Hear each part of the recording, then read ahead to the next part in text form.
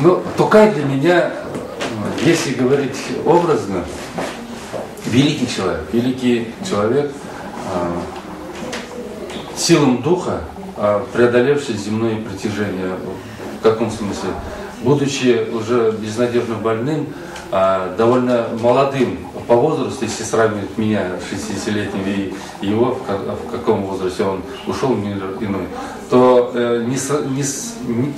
никакое сравнение не может быть в возрастном смысле, что я сделал в 60 лет и что он сделал в 25-27 лет. Понимаешь, что он смог воплотить в себе идеи просвещения народа в том 19 веке, на рубеже 20 века, так как в то время возникали много идей, и революционных, и преобразовательных в литературе, в живописи, в искусстве, в любом другом, в драматургии особенно.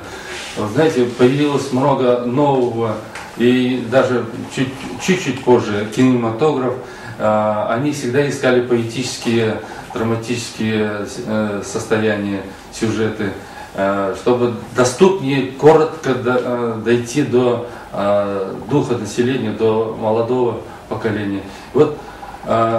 Вот это он одним словом, как великий поэт, одной строкой, одним куплетом мог сказать целую эпоху мысли, целое состояние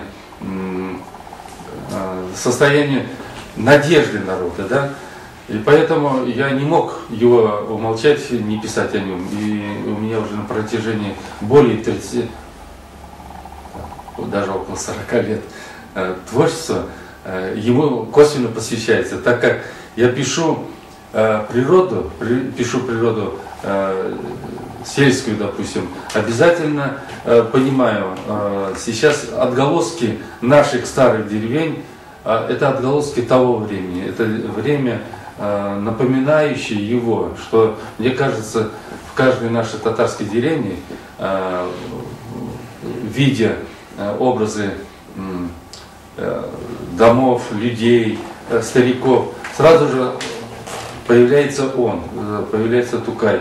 И особенно вечернее состояние, я постоянно ощущаю его, вот как у Пушкина, как он воплотил себя в русской поэзии, в русском народе, так и Тукай воплотил всем своим творческим трудом дух татарского народа.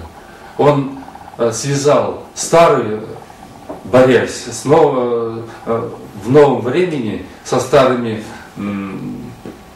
уходящими в прошлое духа татарского народа, да, он попытался, как правильно выразить, он попытался объединить старое и новое, прошлое и настоящее.